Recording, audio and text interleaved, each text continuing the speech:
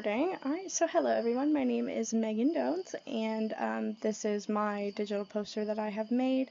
The element that I have chosen to do is carbon. So carbon located on the periodic table is in group 4A in period 2. Carbon is represented just by a single uppercase C, and its chemical symbol is located here where my mouse is. So carbon, its atomic number is 6, and its atomic mass is 12, more specifically located up here, 12.0107. It has 6 protons, 6 neutrons, and 6 electrons. So some of the physical properties of carbon, and its original state, it is a solid at room temperature, as well as being the color black in its original state. It is described to be shiny and soft, and carbon does have a density of 2.27 grams per cubic centimeter. Its melting point is 3,823 Kelvin, and it has a boiling point of 4,098 Kelvin. So coming back up here, sort of the history of carbon.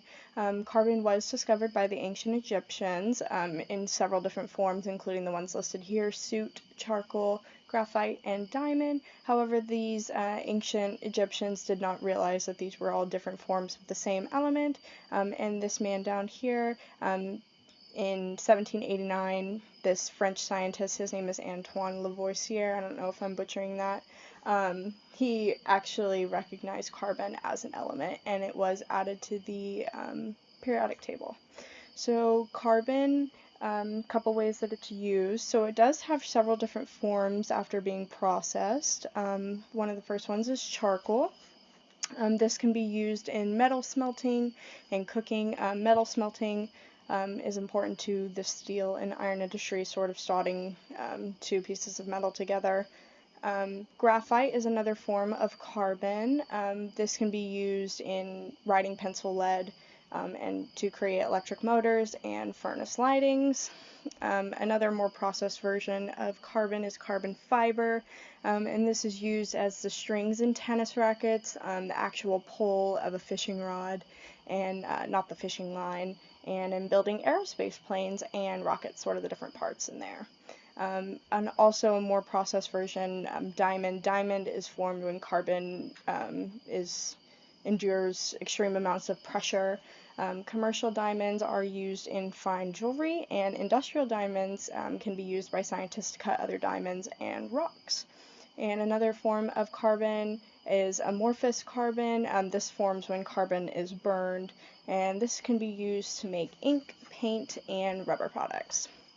So carbon is extremely abundant throughout the earth. It can be found in every living thing, and it can also be harvested from coal mines and from within the atmosphere, found in carbon dioxide. But yeah, it's pretty abundant in the Earth's crust as well. Some environmental concerns with the extraction and disposal of carbon.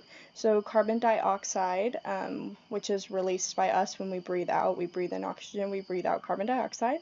It can be found in the atmosphere and can lead to changes in climate because it does trap heat in the atmosphere.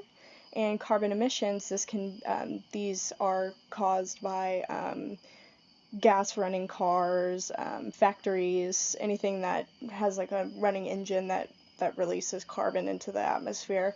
And this can lead to increased smog and air pollution within an environment. So some fun facts about carbon. Number 1, it is the 6th most abundant element in the universe.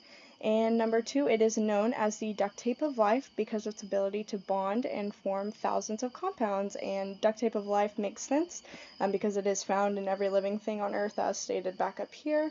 But yeah, this is sort of my ending on the poster part, and in the next video I will be showing you my 3D. Alright, so I am back here with the 3D model. This is the 3D model that I have for carbon. It is sort of a molecular view of carbon and what its atom looks like. So right here in the middle is going to be the nucleus.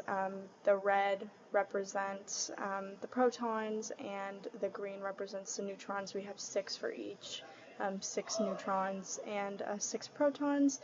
These gold pipe cleaners here are the different energy levels. So this is energy level 1 and energy level 2, and the white styrofoam balls here represent the valence electrons. In the first energy level they have 2, and in the second energy level they have 4. So yeah, that's sort of the molecular view of carbon.